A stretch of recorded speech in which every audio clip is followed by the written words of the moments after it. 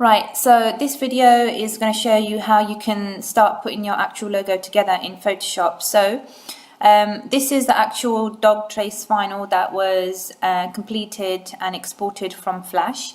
So after this, I would recommend you finalize the logo in Photoshop. So the first thing that I'm going to do is go to File, not Open, sorry, File, New, and just set up approximately 500 by 500 pixel new document and keep the resolution at 150 or more. There we go. So we have crop the image, don't crop, don't know what it's doing. So we have this canvas here, and we'll just put bits on this that will make up our logo. We don't want the file to be too big, this document, because it is a logo, so it should look good when it's downsized, and equally it should look good when you upsize it as well. So this is about, you know, a good size. So the first thing I'm going to do is go ahead and file place my actual image, which is dog trace final, which is this. I'm just going to go ahead and downsize it a little, and let's just say I want it, oops, let's do that again, hold down shift, downsize, there we go, that's fine. And then you would simply go ahead and do as whatever you have planned. So however you have envisaged your logo to look like when it's finished, you go ahead and you start making those changes. So this is where you start doing things like filling and blending options and any filters and so on. I just wanted to talk to you quickly about color. When choosing what color to actually fill your dog in or whatever image that you're using, sometimes it's a good idea to pick a color from something that you like the look of. It can be quite difficult sometimes to try and find the right brown. So, you know, say if you wanted a brown, then you'd have to go here, and then you'd have to, so you're looking at this. So sometimes it can be quite tricky to get the right brown. So that's why it's often a good idea to look at images that already exist and just pick the color from there. So if I just lift this off and just go to dog trace, and I'm going to go to color picker from dog trace. I'm just going to pick this color, this brown, because it's quite nice, and obviously it's looking a bit of a not nice brown. It looks like a not nice brown there basically, but you know, once you've picked around about the color, you can always adjust it here and make it stronger or a bit more orange or whatever. So sometimes you can use that to help you out. Okay, so that's just one way of choosing color. So let me go back here. So there's the brown, you can see it's selected there. I've got my fill tool selected, so I'm going to go ahead and just fill in the ears. You'll see like a no entry sign here at the moment, but when you click it, it's just saying that it's currently a smart object, you want to rasterize. For now, you don't need to understand too much about this. Just you just need to know that this is you now editing the actual picture rather than just putting like a layer of an effect on top. Okay, so when you want to fill an image, you actually want to change the color of a part of an image, and it's asking you, do you want to rasterize? Just say okay. So there you go. So I'm just going to color the ears in that brown, and then what you can do, say if you just want the face a little bit different, then you could leave it white or whatever, or you can just slightly change the color here by going left or right or up or down or not too far away from it. For just the sake of making the dog look like it's actually normal and one color, I'm just going to go ahead and just fill in this color. The eyes, I'm just going to make whatever for now, black, that's fine. Okay, so fill it in black. And the nose can be, actually the nose can be, the nostrils can be black, the mouth can be black. I'll need to sort that out, although it looks like teeth now, so I might just leave it. I'm gonna make the nose like a greyish colour, so at least the nostrils stand out a bit. If you want to fill in any gaps, you can always zoom in and fill in some gaps. So like here, for example, you can just, oops, go ahead and pick whatever color you want, and then go ahead and fill. If you want to use paintbrush, which is here, you can use paintbrush instead. Okay, so I'm just going to leave that as that for now. You'll need to put some text on and anything else, any other imagery that you'll need to, or whatever you decided on from your research. So you can go ahead and do that. Okay, the logo shouldn't really take that long in making, because the time should have been spent deciding during your planning stage. So I'm just going to go ahead and put the title of my shelter in. I'm just going to call it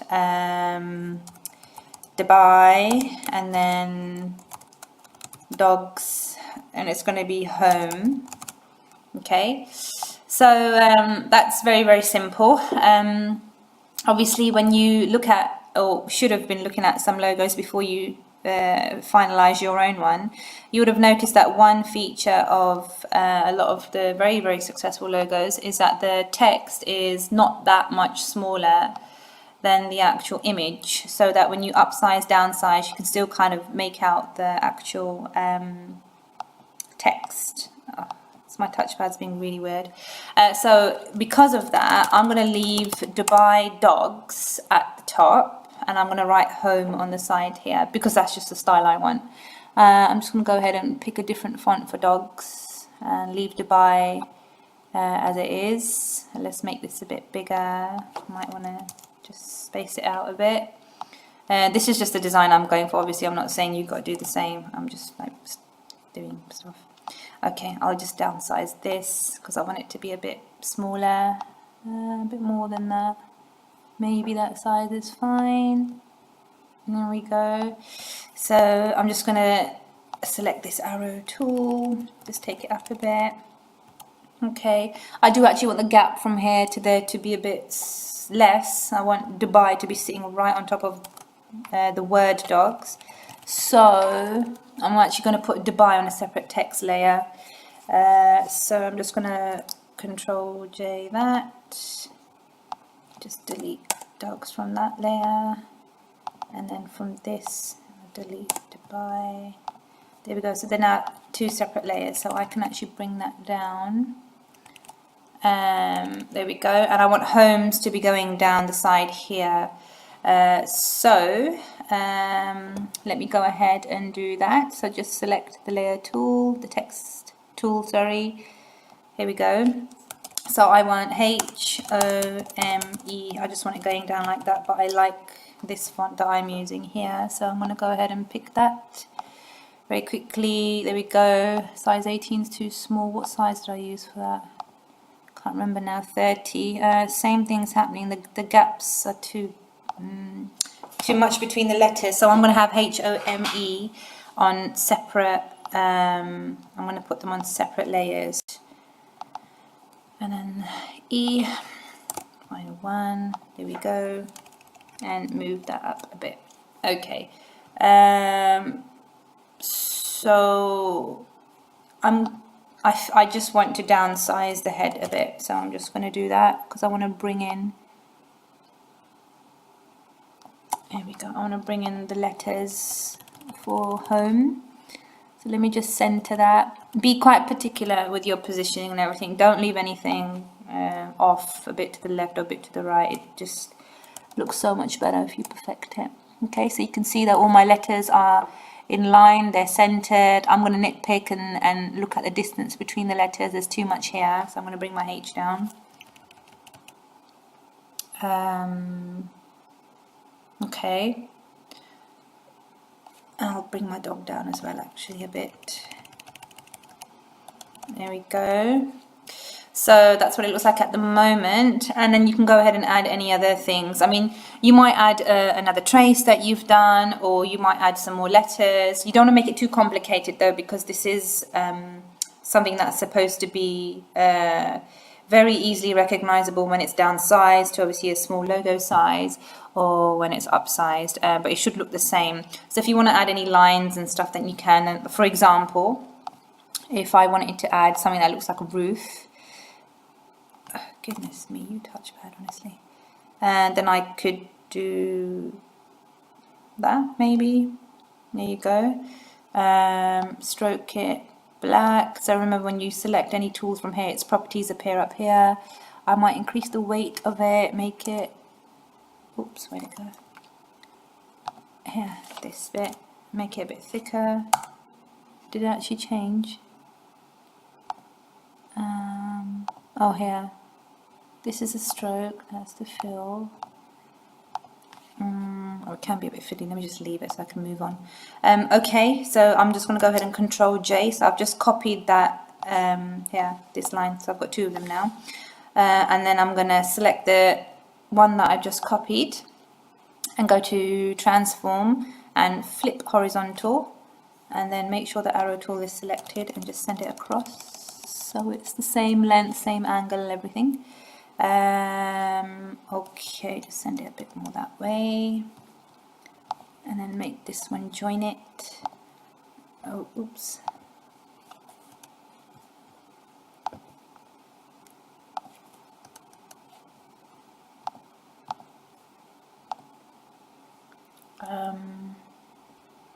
Then I might finish it off actually with doing a line on this side, so it looks like, here we go, and fill it in black.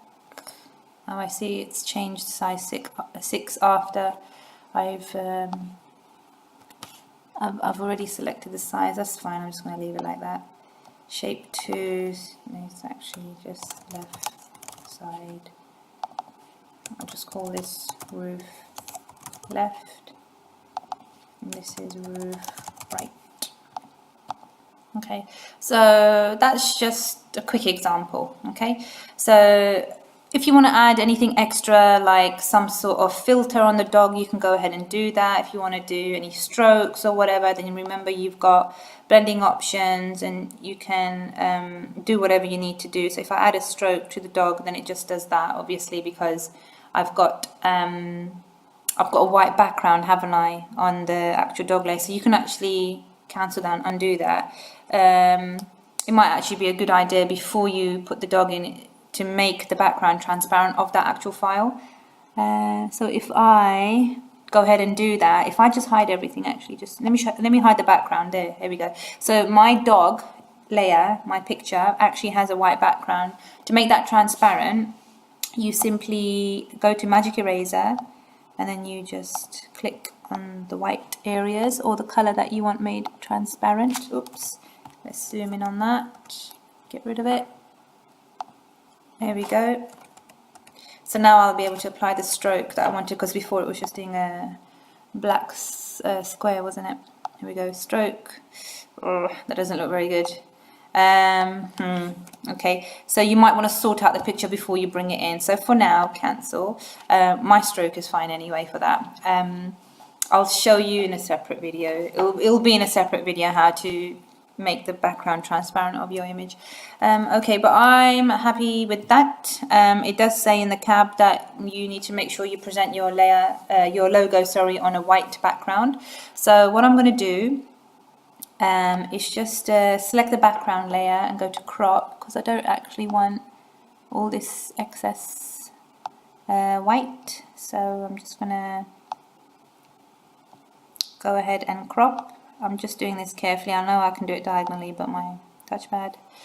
Okay, there we go. So that's my logo. I'm all right with that. I'm happy with that.